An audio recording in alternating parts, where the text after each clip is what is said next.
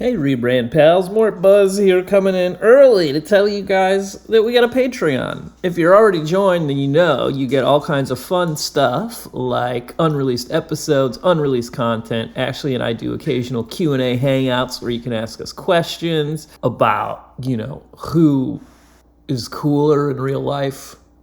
You'll find us at Rebrand the Pod and on Instagram at Rebrand the Podcast. Thanks, you guys. Enjoy this episode with Stephen J. Cha. Rebrand! Ding! Keep it closer, too. Oh, yeah. We can also, we can fuck with the volume a little bit. There's Stephen. Just coming into frame. Yeah, well, we call it, in the industry, we call it a dirty shot, where, your face is kind of, I don't know what the fuck I'm doing. It's, almost over the shoulder. Yeah, well, when you look at me, it will be. Yeah. Or it truly is just kind of the side and back of your beautiful head. Yeah. just the back of my ears right there. Hello, beloved consumers. Welcome to Rebrand. It's a comedy podcast where we rebrand things. We'll rebrand anything. Marriage, sanitization, philosophical quandaries. We'll rebrand bottles of water if you're so inclined. Hair, we'll absolutely do hair. There's nothing we won't rebrand. Mm-hmm. I don't have the intro in front of me, so I freestyled it. And honestly, I liked it better. I feel like I nailed it pretty hard. It sounds good. Yeah. Ashley's not here today, tragically. She's where is she? She is upstairs. Okay. I thought she's out of the country. That would make sense, right? Nah, she's 10 feet away. She just had a psycho busy few days or whatever. It was just kind of couldn't. She needed a minute to breathe. Which happened. She hates me. Got it. She specifically was like, "Who?" She's like, "I've had to have misheard that." You sent her all my stuff too, and she's like, "Yeah, I'm definitely not doing this one." No, it's not because she doesn't know you. It's not because she doesn't. She's very well. It's not because she doesn't know your work. Yeah, she's been at 7 minutes every time, and she's seen. Not impressed. Yeah, she shows up. She kind of hides in the shadows of most of the open mic and local shows. Yeah, just real judgy. Yeah. Ladies and gentlemen, this is my good friend, hilarious Los Angeles comic Stephen Cha. What's up, dude? What's up, guys? Happy to be here on the pod. Now, you mentioned hair, so I am going to start with this. You're brilliant. Do you mind if I give away your brilliant go ahead. tip? Go ahead. Because I did it today, actually. And Stephen... I was going to say, it was looking good. Thank you. Looking very good today. The comedy world is not known for its hair. Mm-hmm. No. Particularly. A lot of bad hair. I feel like we're not really one to, care as much about this. Yes. It's changing. It's changing. Sure. Yeah. I mean, you can get far as a hot comedian, but I think historically, we're all about the ideas. Right. Concepts. We're writers. We're poets. Yeah. We're not, although plenty of us are musclemen now. But Stephen, just very noteworthy, has great hair. You're an open mic 11. Yeah. Off the 10 scale, I'll take it. I don't. Right? It doesn't matter what the scale is, but I'm off the scale. That's right. Yeah. It's good that you're really funny, because I do feel like in Hollywood, in Los Angeles, it doesn't do you good to be normal hot. Yeah. You need to be psychotically beautiful or a little goofy looking. Mm-hmm. You're traditionally attractive and really funny. So that's very kind of you to say, Mort. I do think lately I've been asking other comics, because they'll mention who are in different friend groups, and they'll be like, what do they know about me? And they're like, yeah, you're the guy with the hair, right? That's why it was nothing about the jokes or anything else, just the hair. Okay, great. Yeah. So, you're like the nepotism thing but instead of trying to surpass your famous father, it's your own hair. It's your own beautiful jet black, perfectly shaped. Well, the funny thing is, I feel like I haven't had a good relationship with my hair until as an adult. I always hated my haircut. It just always felt off. Yeah. But I've been going to the same person, Jane, in Koreatown. She has been cutting my hair for the last 15, if not longer, years, because she just knows. Hold on, though. Knows me. So the whole time you were not really enjoying the haircut, but you kept going back? No. I found her. Okay. And then I kind of stuck with her. So maybe it's we were figuring it out together for a little bit, but she's been the best. She just understands what I'm saying. Yep. And there is a language barrier, but she just gets it. Yep. But up until probably college. Is she Korean? She is Korean. Mm-hmm. Yeah. So up until college, I think I didn't even really like it, and then not until maybe a few years out of college. Yeah. So This is the way to be, though. Like, I'm convinced my life has gotten better and better and better pretty much with every year. Yeah. And I think that's so wonderful. Like, way better now to have a good relationship with your hair than, like, a kid for some reason in junior high who has, like, stunning hair. By the way, the tip I was going to give is that you don't use hair product, you use moisturizer, right? I do, yeah. Like skin moisturizer. I use lotion, yeah. I use, and we don't gatekeep here on Rebrand. So it's Aveeno eczema body lotion because it's a little bit thicker. Oh, okay. Do you have eczema? I don't.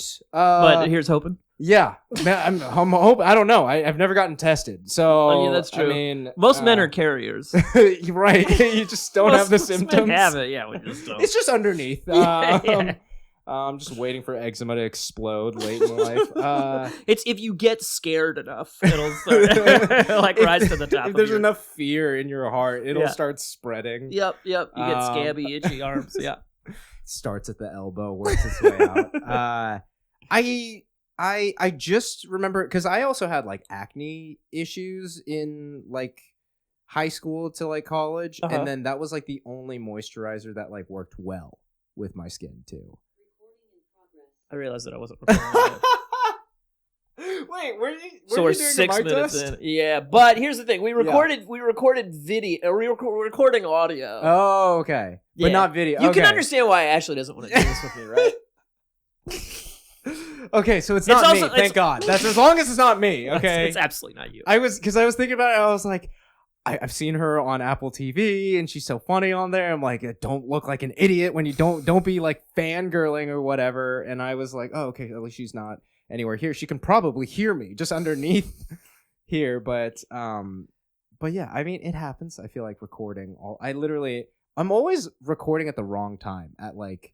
Whenever it's like a set or anything, it's like whenever I'm not, it's like, oh, I should have had that. And then totally, it's awful. Yes, so, skateboarders have a name for this. They call the camera the bail gun, which is like everything's going fine until somebody pulls the camera out. And invariably, doing stand up when you don't record something, it's usually a tremendous show. Yeah. And then when you do record it, it's 3 dudes coughing, and then total silence. You hear a water bottle crinkling in the back. Yeah. It's like someone just I've just kind of accepted it's like whatever will happen, and it'll be fine. Yes. And if you record every show, then you're fine. Yes. It'll be bases covered. Yeah. Yep. Okay, so I think we should get into the actual rebranding of this nasty little bad boy, which is being a night owl. Night owls. I'm so grateful to you for proposing this. Yeah. Oh, I feel like we've talked about it a few times at Mike's too, and like I just feel like the afternoon schedule works because like I feel like I'll see you sometimes at a Mike and you'll be like, just got up. I'm like, that is exactly same. Yes. I look like I'm nocturnal, and I am. Yes. You know what I mean? I feel like it fits I'm a fair gentleman. I don't do amazing in the sunlight. I've learned to enjoy the sun, you know, but I am primarily, at about like 9 p.m. I'm getting into night chores lately. Do you do chores at night? Sometimes I'll do a little bit of stuff, but usually it's like I'm on my phone for the most part. I'll do editing at night. That's a night chore. Yeah. Okay. Yeah. It's mostly stuff like that. Things that I would like to do, but like don't get around until the world is quiet. Yes. Yeah. And so I agree. Like the silence. Yes. There's like a romance to it. To me, it's like the perfect. You know what I mean? It's the nighttime is my muse. I feel like. I think it's like the closest feeling to the world standing still because like I feel like for everybody it is right because they're asleep and they're not. Oh yeah, they're asleep and they have like for them it's like they don't know that like 8 hours is passing. But for me, I feel like I'm able to just like exist outside of myself for a bit. Like I don't know, like I feel like now I can do all the things that I've wanted to do and there's absolutely nothing that's going to get in the way of it. Yeah. Do you feel like it sounds like you're describing maybe being less self-conscious maybe? Yeah, I guess, but I think it's just like during the day it's like I'll get a message or like, oh, I got to be here by this time. Like there's always like a schedule you have to adhere to. Yes. And then at night it's like and maybe it sounds selfish, but I get to it's all on my own terms at that point. You know, there is nothing interrupting any thought pattern, any flow of whatever I want to do, I just get to follow that. And I think that is maybe part of like the romantic side of it, of just like you really truly just get to just do as you please. Like it's no other time of day do you get to at 9:30 a.m. you're not able to do whatever. You're like getting through all the stuff that you should have been doing at 6, but then that's not happening. So totally and you've got to start with like oatmeal. You know what I mean? Yeah. You've got to get up and like force food into your body. I don't even like really eating until 1 p.m. Yeah, you know. And I also don't want to eat tons of sugary shit in the morning. Like to me, there's basically no. I like a hash brown. Yeah. I do enjoy an English muffin. I like a starch, but never in my life have I truly craved like a fucking stack of like sugary pancakes. Like a big before French 10 a.m. toast You know what I mean? breakfast. Totally. Or like the fucking like a piled high waffles with like blueberry syrup and shit. They're trying to make it less awful by giving you like the closest thing to cake. Right. To make you forget that you're up early in the morning. For sure. Yeah. I generally don't eat in the morning either. I kind of just have like coffee, just black coffee, and then I'm off to the races. Okay, and then so how's your anxiety? My anxiety varies throughout the week. I think once I start moving, I feel better. Like if I'm not moving, then I'll start to be like anxious because I start feeling behind. But like once I start moving, I'm great. Yeah. Right. Okay. Interesting. Yeah, I'm in this spot now where I'm learning that I really need to very slowly wake up. Like I always used to like shoot out of bed and force myself to do whatever I needed to do like immediately. I think most people like whatever get on my phone immediately, which is a terrible idea, and I think 99% of us do it. Oh yeah. And you're immediately engaging with all the world of the internet, which is this hive mind of terror. For sure. you know, like right away. Like it's like getting the bends. You know what I mean? It's like coming from the subconscious of the dream world into like the scariest version of being an adult. Oh yeah. So I'm like I like literally now slowly open my eyes as slowly as I can, and then I meditate usually. That's great. Yeah, it's taken me my entire life to like learn how to put together some semblance of a morning routine, you know? Yeah.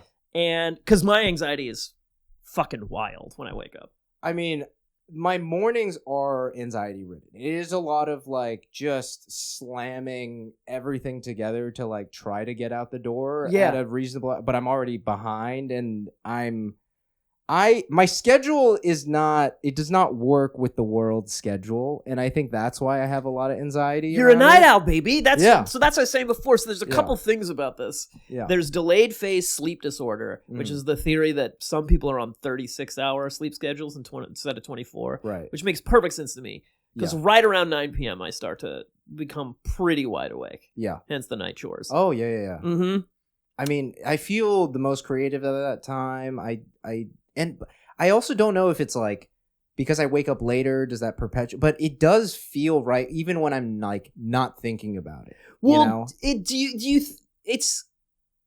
it's not a fucking accident that we're all supposed to be on the exact same schedule as like a factory. Yeah, you know what I mean? Which is not natural at all. It's almost as if like they made it so that we benefit their schedule. Yeah, it seems like that's that. Right.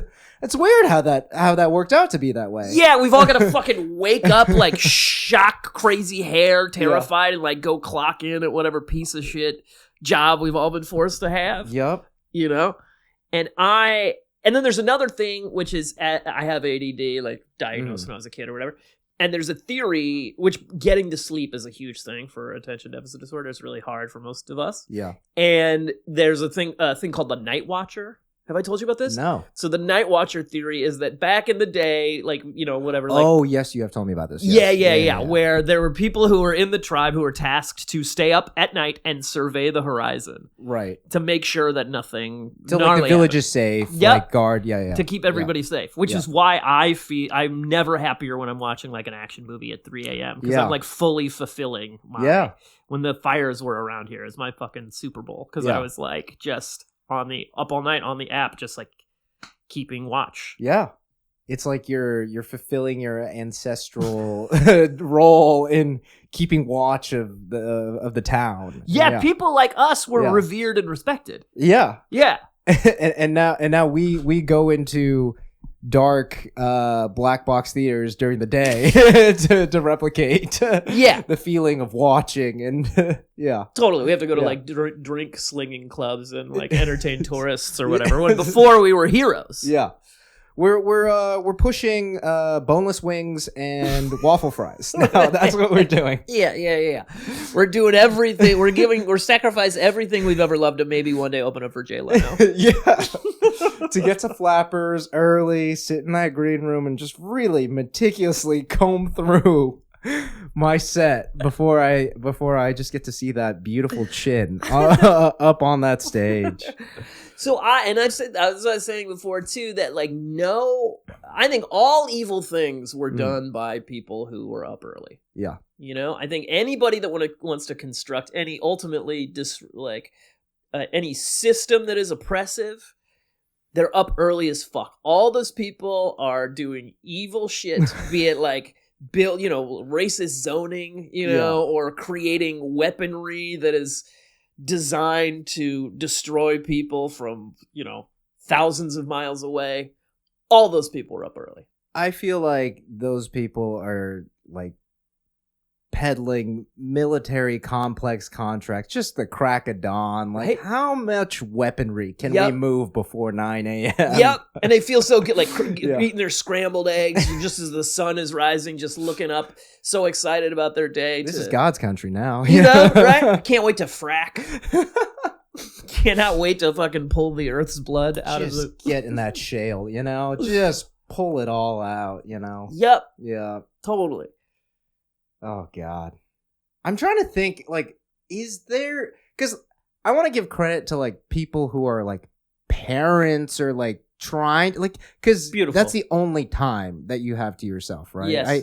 I feel like now that I'm, like, on this schedule where, like, nights are just filled, the only time I have is waking up early, and occasionally I'll do that to meet up with a friend, to...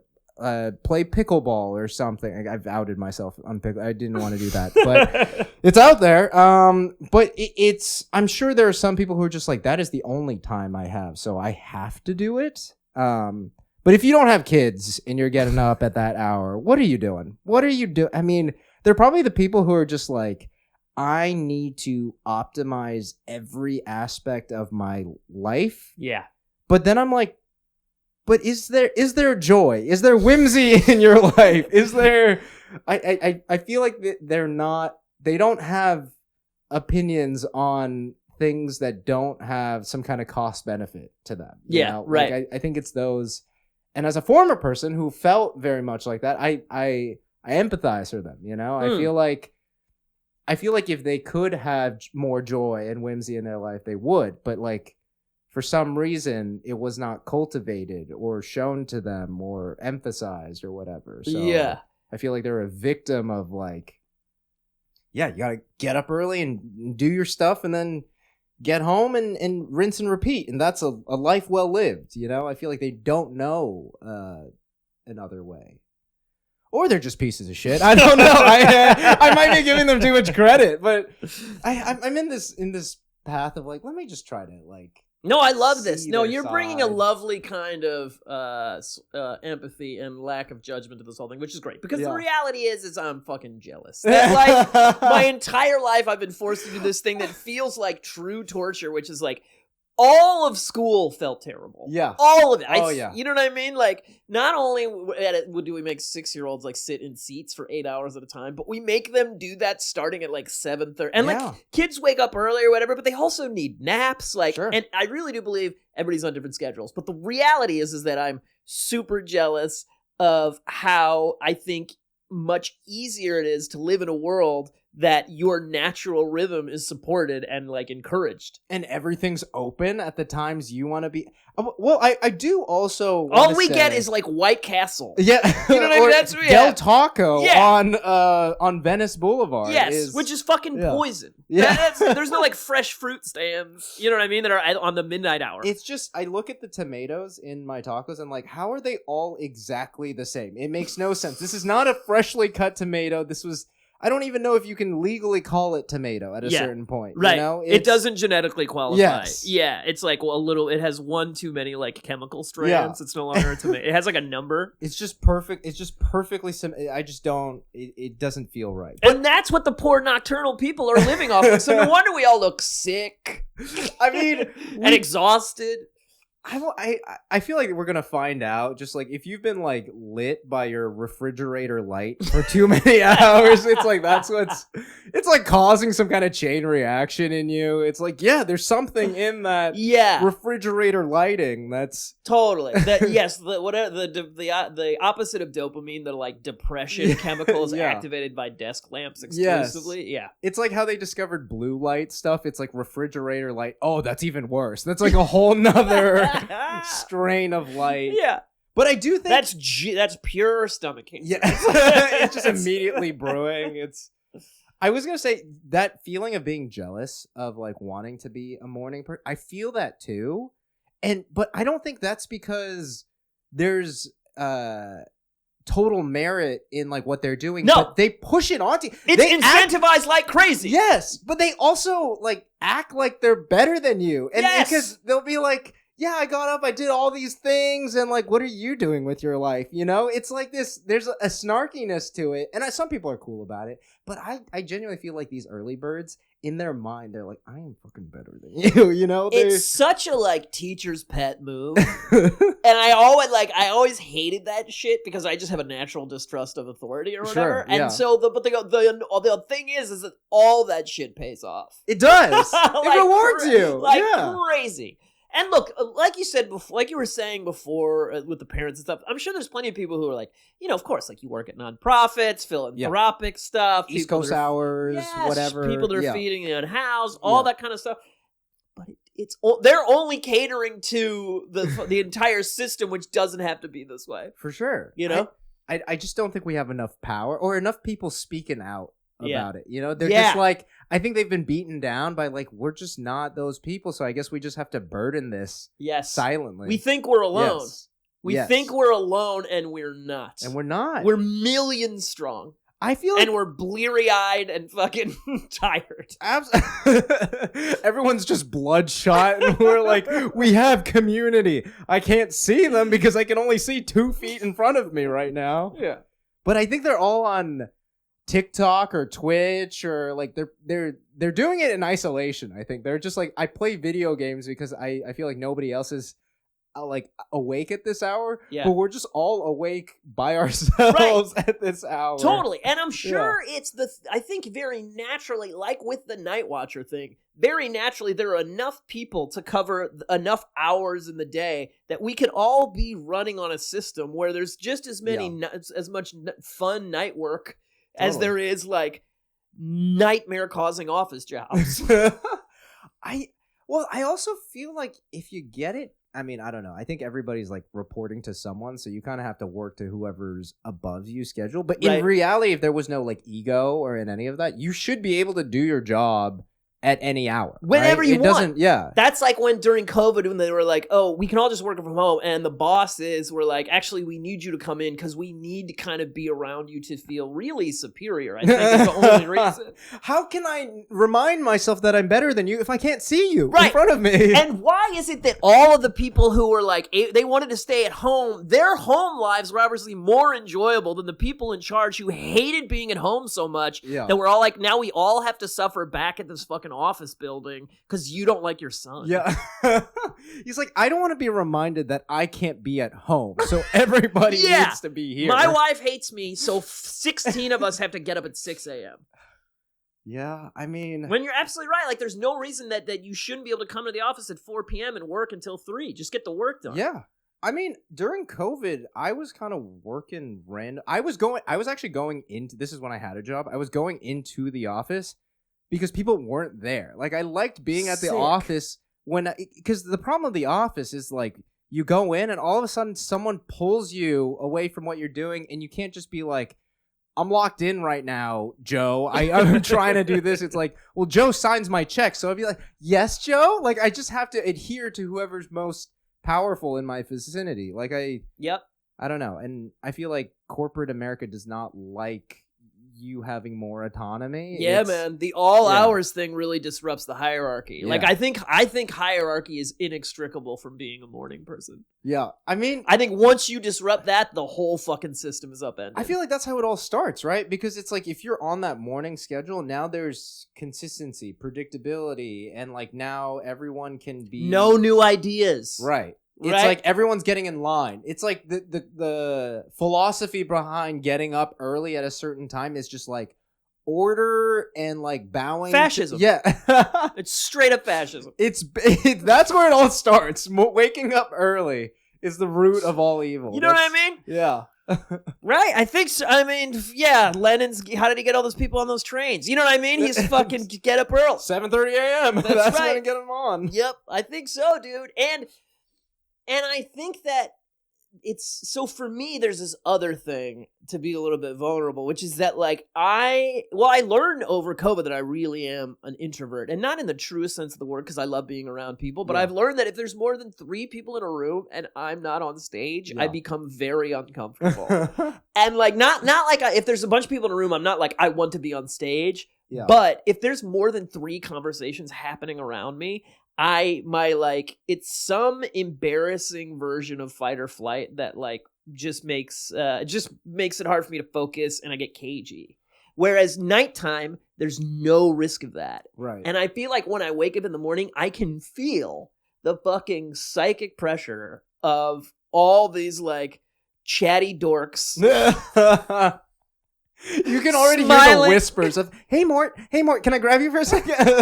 and it's all, and I think it starts in like elementary school and stuff, all that shit, Well, I also think it's like, I don't know if it's connected to performing or ADD, but it's just, you're so hyper aware in like those scenarios, and maybe just as a person, you're clocking everything. So like once you introduce a third person, I feel this way too, of like, now I'm like, is that person getting enough? Like, are we giving enough time to everybody? Yeah, so you're hyper aware of like conversational space. Totally. Because I don't want someone to feel like iced out or anything. Like I'm just like checking in mentally. No one has any idea that I'm clocking. People are just like, I'm sure they're like, I talked to this person. Now I talk to this person.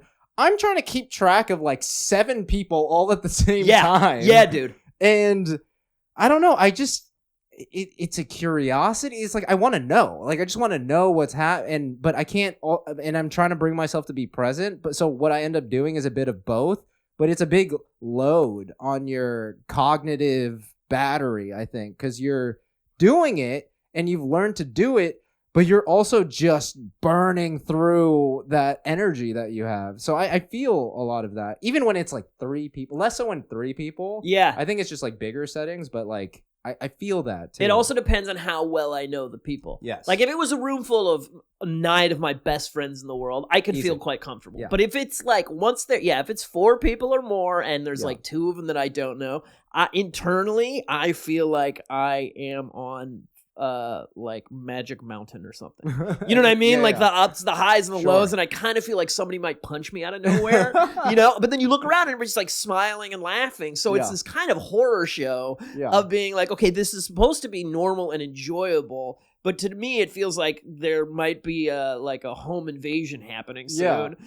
And the nighttime, there's no risk of that at all. That's the piece, I feel. Like it's just like, I feel like when you said the whole roller coaster of it all, you're just waiting for that drop, right? There's a drop coming, and it may or may not come, but you waiting for that drop. Yep. It feels like it's safer to wait for it in case it does come. Yes. And I don't even really know what the drop is. Maybe it's because I know for some it could be like if it gets weird social, if it just gets like You know what I mean? Well, it can always take a turn. You never know when things will take a turn on a dime, and you want to clock it. You know, it's. And do you feel pressure to like upkeep that shit?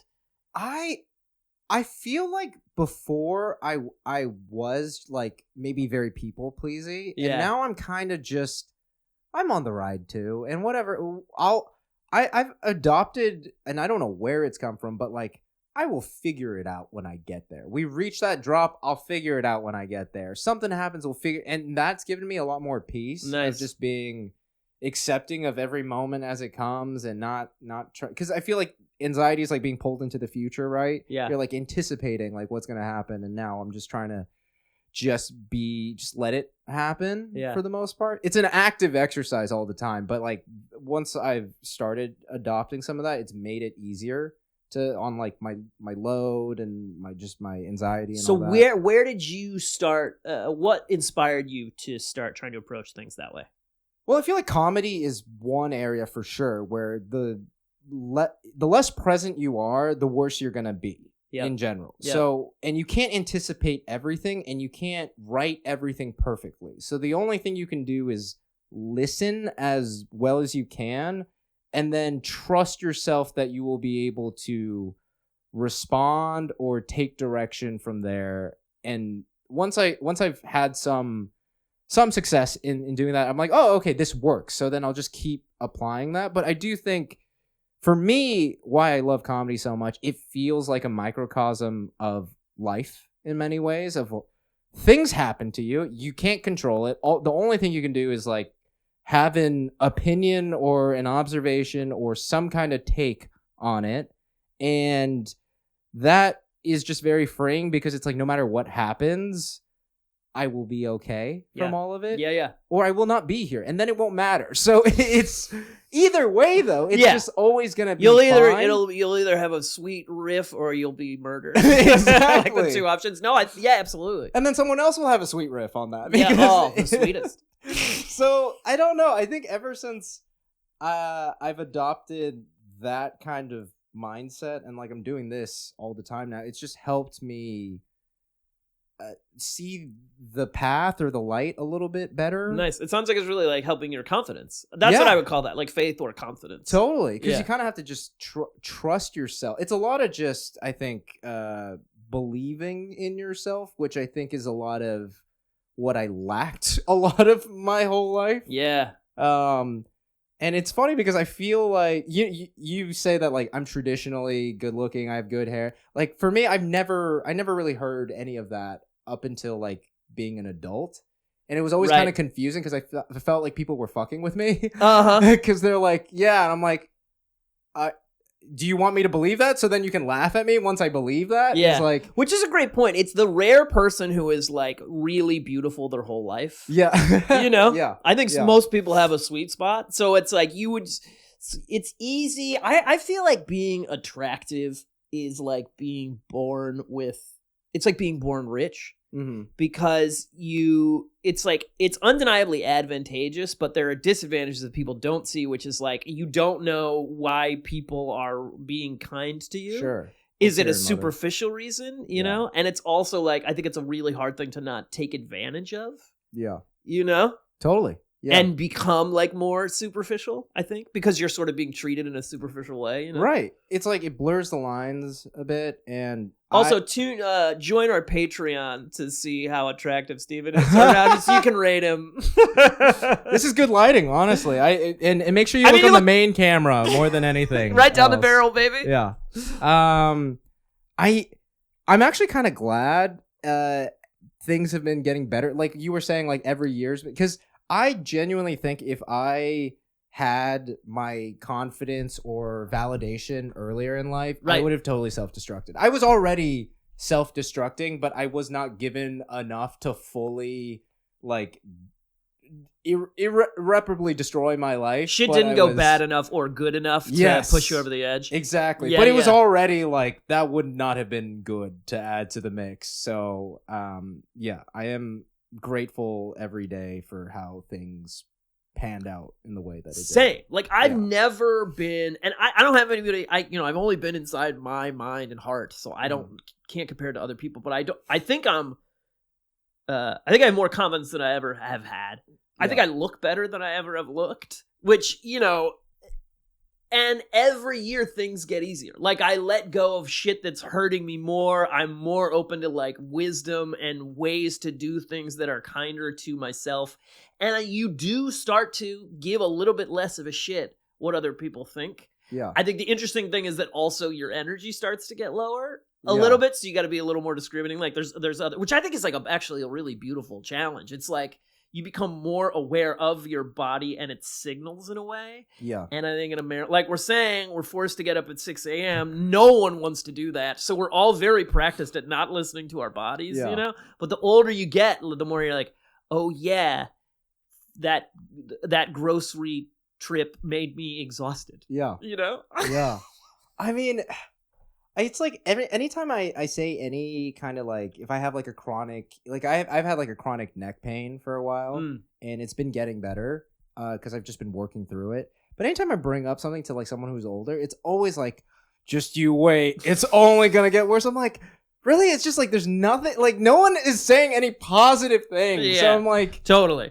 Wait till your bones degrade. No,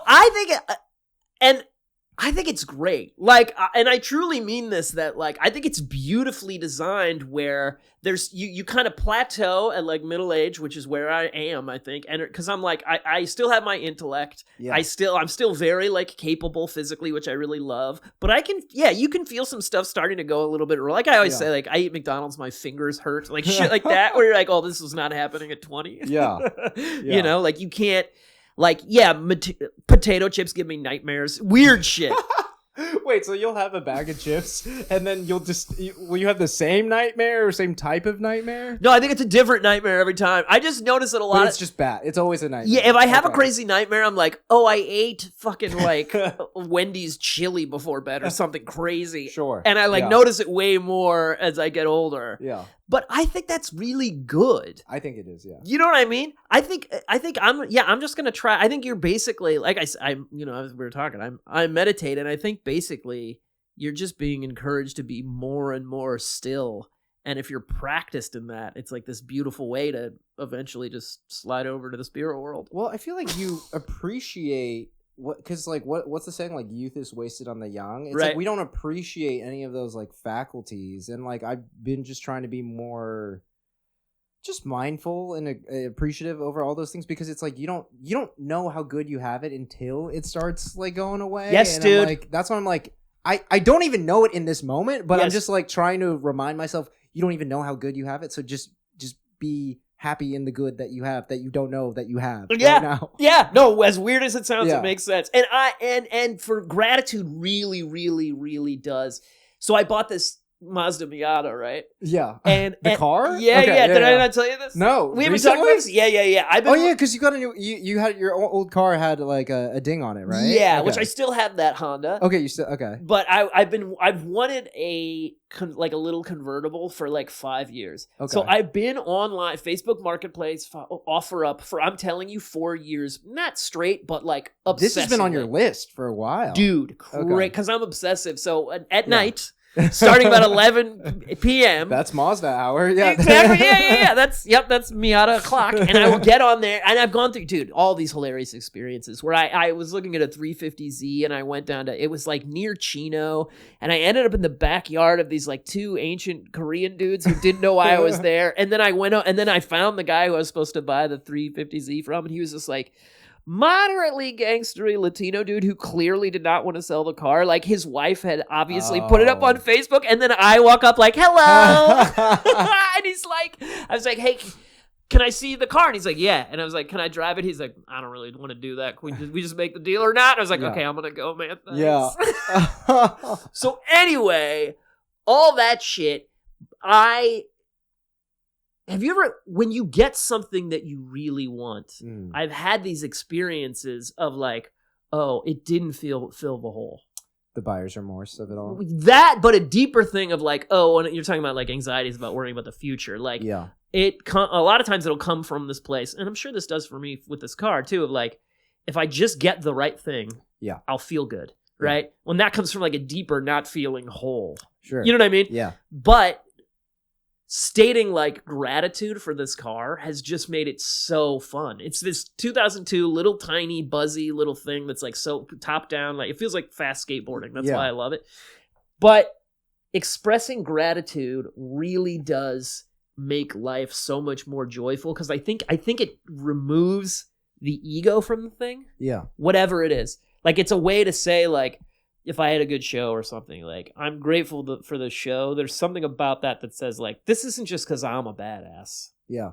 A whole bunch of shit had to go right that is completely out of my control for this thing to go well. Right. You know? Whereas like for so long, I think I was put so much pressure on myself to like succeed that there was never any joy in any of that. Sure. Like you put it all on yourself and like didn't acknowledge that like this is something that happens collectively, and it's like you can only do your part, and then that's kind of like freeing in a way, because it's like I did my part and I'm always going to be happy because I did my part, and then if you meet me on the other side, great. I'm even happier. Yes. But like either way, I'm happy to just be here doing the thing. Yeah. And with this thing, it's like, because Japanese engineering is incredible because of this like butterfly effect of like spirituality and trauma. Yeah. You know what I mean? Mm-hmm. That like, and now all of a sudden I have this car that like is so fun because I'm going to nerd out for a second. It's based on this theory of, it's called like Jinkata or something, but it's their word for Japanese archery, which is done on a horse. And the phrase is horse and rider are one. Oh. So they specifically designed this car to try and achieve the feeling that like you're wearing the car. Yeah. So it's like really small. It's like wearing like a mech suit or something. Right. And that all comes from like a people who are very like practical and like industrious, and also have like a sense of meaning. Yeah. And spirituality. Yeah. And because of all that, then I get to like have fun on the 405. Yeah. You know? Well, it's like, I feel like when something is done well, even if you're not well versed, like even if you didn't know any of that information, that background, you can still feel it. Like the impression of it. And I think it's like with anything done really well, even if you're an expert or if you're a novice, you can feel the craftsmanship of it all throughout, even if you can't put words to it. Totally. You can feel the care. Yeah. You know? And that's a really profound, to me, that's like tapping into a real, like a deeper energy of like, I think human beings are so powerful in our focus, right? So there's an aspect of it that is all like, who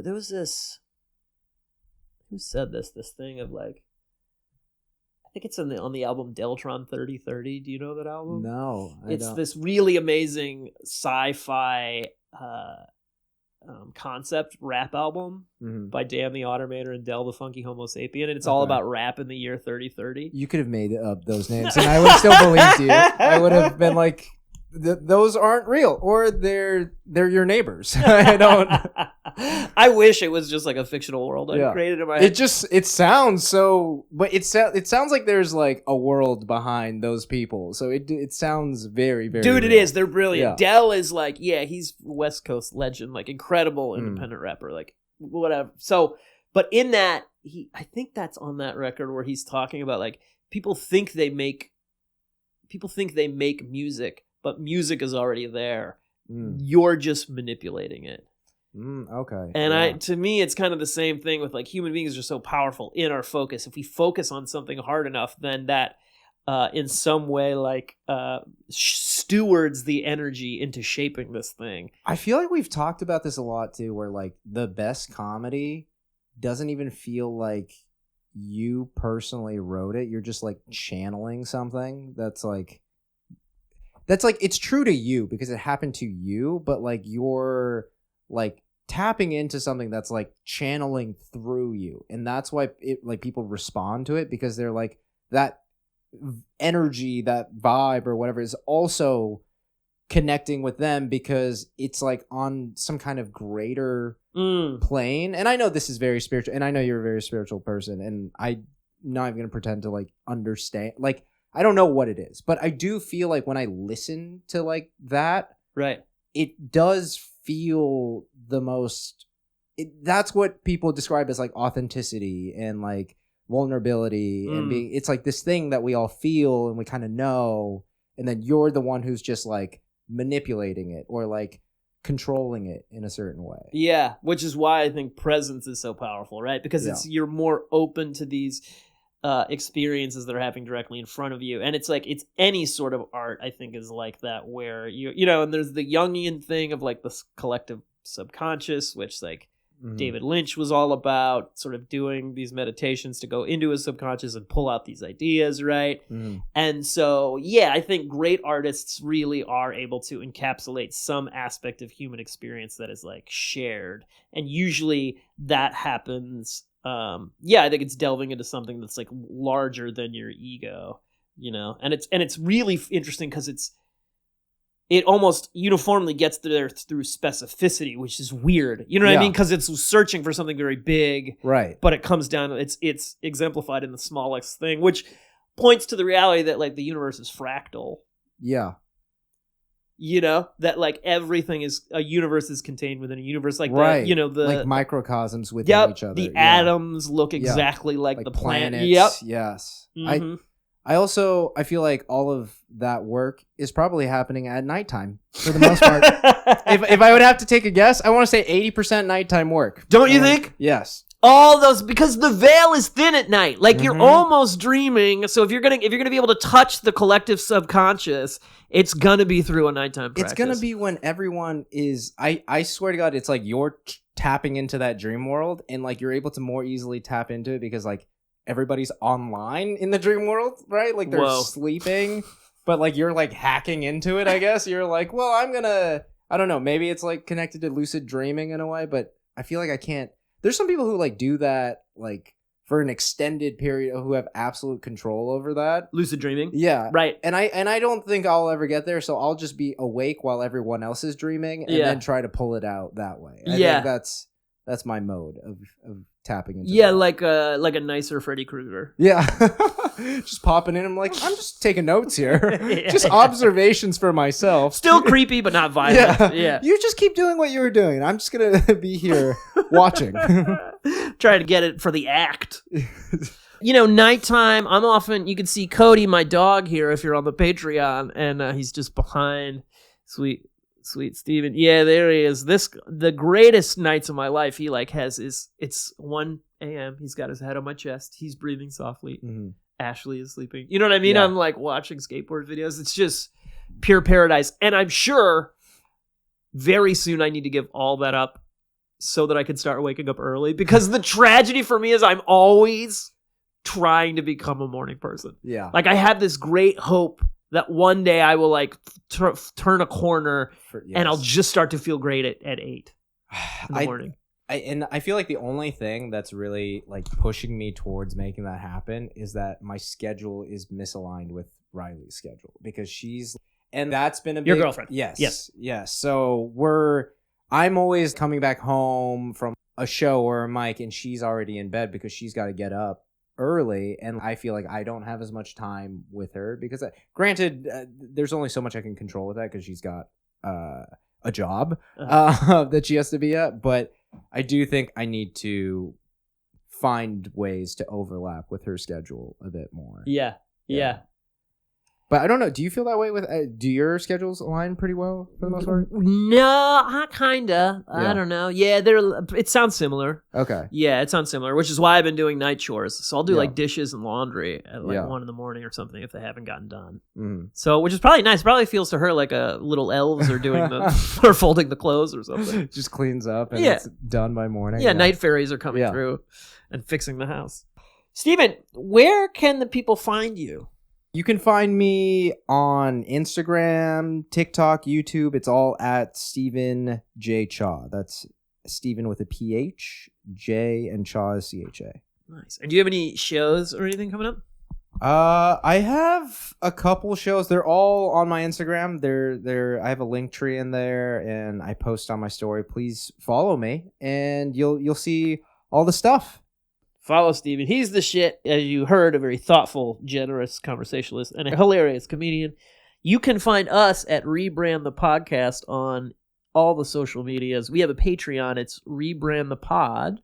Go there if you join, if you're so inclined. If you don't want to support the show financially, that's also fine. We're more than happy to just have your listenership. But if you do join the Patreon, you get the Discord and you get to give suggestions for shows. And Ashley and I do hangouts and stuff. And you'll get unreleased content. You'll get to see Stephen, his immaculate hair, and my dog and his beautiful brown eyes.